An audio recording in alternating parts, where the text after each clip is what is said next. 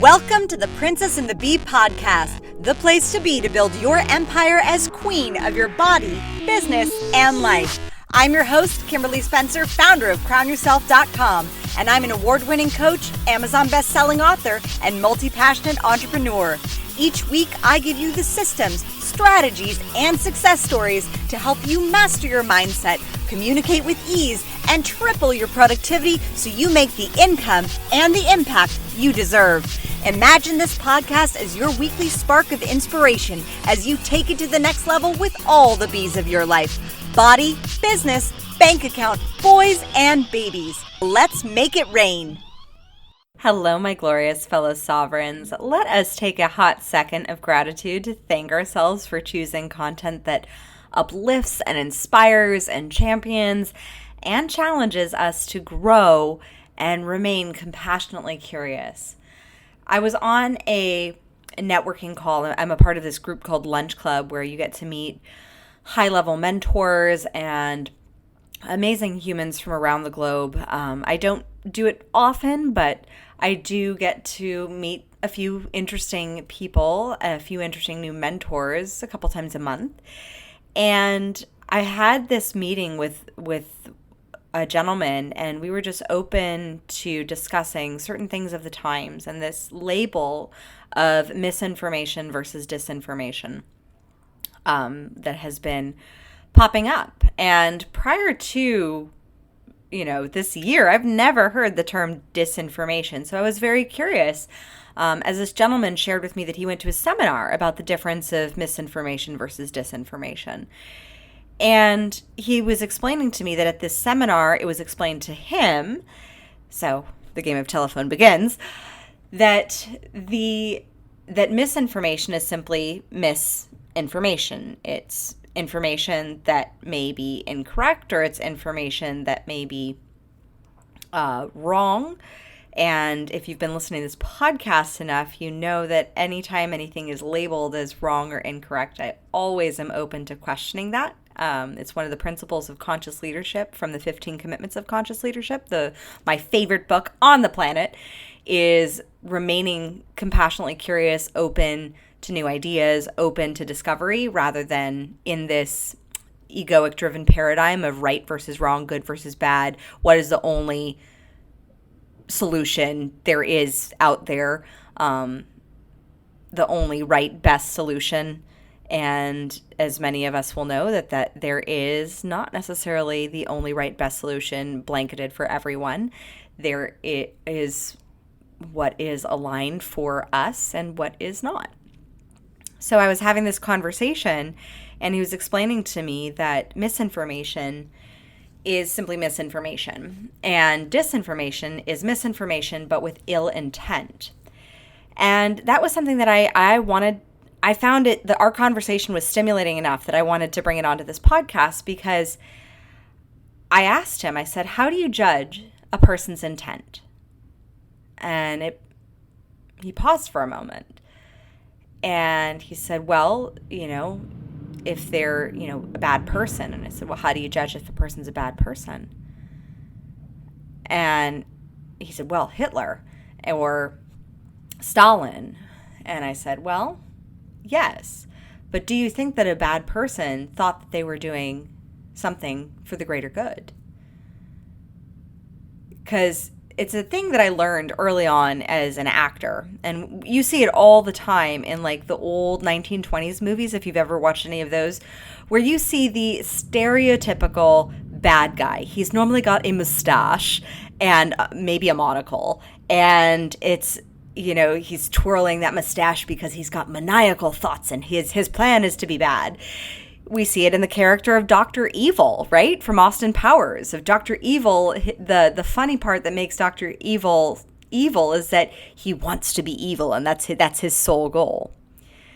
But if you watch a really beautiful piece of acting where someone is acting like the bad guy, there is a common teaching in acting that if you play the bad guy like they are the bad guy, then it looks like the stereotypical Dr. Evil with the twisting of the mustache and the maniacal. goal. And it looks like a caricature. It looks like a caricature, or it looks like bad acting, where it looks one note. It looks like that's, Mr. Evil person who's doing Mr. Evil thing because Mr. Evil thing he just does evil things. Like it's very one note and it doesn't register. It may work for like a John Wick movie, but it doesn't really work for having a character that has depth. And we as humans, we have so much depth and complication and good intent. I mean, there's a common cliche that the road to hell is paved with good intentions. So I shared this with the gentleman who I was having a conversation with. I told him that, bad guys, when you're playing a bad guy, if you play a bad guy like a bad guy, it comes off fake. It comes off comical because it's not human. So if disinformation is simply disinformation with malintent, who are we to judge someone else's intentions? Because therein is judgment coming into place. It's our judgment, and that is the role of the ego. The ego wants to judge something as right or wrong, good or bad, the only best right option.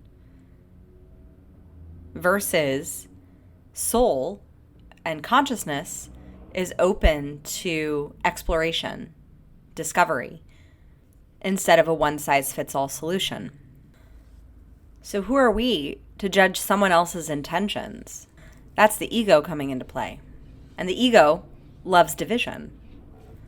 It loves boxes. It loves putting people in labels and saying this is the right, wrong, good, bad, only worst solution, information that you can have out there. So I would encourage you in this time to remain compassionately curious. Have your beliefs. Have your choices. Stand by them. And allow yourself to be compassionately curious to another person's point of view, to another person's perspective. Because it's all perspective. It's a perspective to allow for other people's perspectives. That is a perspective. That is a belief. It is a perspective to not allow for other people's perspectives. My question is why? Why or why not? When we allow ourselves to question our own perspectives, to question our own beliefs, sometimes that means our beliefs and our choices will be reinforced. Sometimes that belief or that choice will feel resistance to because it's uncomfortable, and maybe that belief or that choice is no longer aligned with who we are becoming, who we want to be, what we want to create in this world. So notice where resistance comes out. Notice where we put judgment on other people's intentions. We don't know what their intentions are. We only know what our intentions are. And sometimes, let's be honest, we're not always aware or intentional with operating with as much intention as we intend. So what if instead, in this season, in this world, right now, you allowed yourself to remain compassionately curious, open to discovery, open to possibility, open to holding the space to disagree and not try to change someone else's mind. Because therein is the ego again coming into play to say, let me try to convince you I'm right, you're wrong, I'm right, whichever way it is. It comes back to that right, wrong, good, bad, the good, best, only right solution, right? Information is all about perspective. It's like that image of the old woman and the young woman. I'm sure you've seen it, where some people only see the young woman, some people only see the old woman, And some people can see the young woman first and then they see the old woman, or some people see the old woman first and then they see the young woman. Who's right? Marcus Aurelius had a wonderful quote that he said, "Everything we hear is an opinion, not a fact. Everything we see is a perspective, not the truth." If you agree with that, that's the point.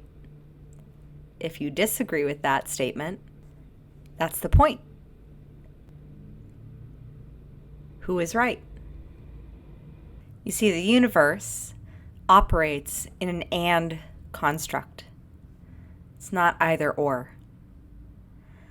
The universe says, yes, you are perfect, and you are perfecting. If you study quantum physics, you know that there is currently the Newtonian model of the world that involves time and space. It's very linear. It is the 3D of what we can smell, touch, taste, feel, see, hear. And when they were studying quantum matter, they discovered that in the quantum realm, everything operates differently. Space is not linear. Time is not linear. Both of these realities exist simultaneously. The Newtonian world is one of matter. Quantum physics is one of energy and frequency. Both exist simultaneously. Who's right? So in this time where there is a lot of division in the world, I encourage you as leaders of your life to seek out multiple perspectives, to hold the space for something or someone that you disagree with, to allow for that uncomfortableness of the unknown, because what that uncomfortableness of the unknown will also reveal to you are ways that you can evolve and transform. They may be things that are currently holding you back from being your most fully expressed self. They may be ways that the ego may still want to be holding on to some old, outdated model or version of you. But you won't know unless you allow for the space of the unknown and for discovery, instead of slapping a label on it like misinformation or disinformation. Because if you're operating in the construct of that label, then immediately you're shutting yourself off of possibility of learning and growth on both ends, from both sides. Because that's what the ego wants us to do, is choose a side. The right, wrong, good, bad, only solution. Versus being open and receptive and holding the space for the and instead of the either or. If this episode opened up your eyes, your heart, your mind in some way to being more open for exploration and discovery of ideas, to being more open to communicating in a way that connects and allows for possibility, growth, and greater discovery instead of condemnation, judgment, and division, then please share it. It is my goal to create conscious leaders. Conscious leaders. This world needs more of them. More leaders who are open to learning, discovery, and growth. More leaders who are willing to check their egos at the door. And checking your ego does not mean dropping your boundaries. Let me be clear on that. But it does mean allowing for multitudes of perspectives. And that in itself is a perspective. So if you disagree with that perspective, that is fine too. If you love this episode, or if you learned something, or if it opened your heart or opened your mind in some way, please take a screenshot of it and share it on your Instagram and tag me at Crown Yourself Now. As always, my fellow sovereigns, own your throne, mind your business, because your reign is now. Thank you so much for tuning in today. If what you heard resonated with you, be sure to subscribe and share your breakthroughs and ahas with me by leaving a review on iTunes so I can keep the magic flowing your way. And if you aren't already following us on social media, come experience the extra inspiration and queenly convos on Instagram at Crown Yourself Now, or visit our website at crownyourself.com. I am so excited to connect with you in the next episode. And in the meantime, go out there and create a body, business, and life that rules.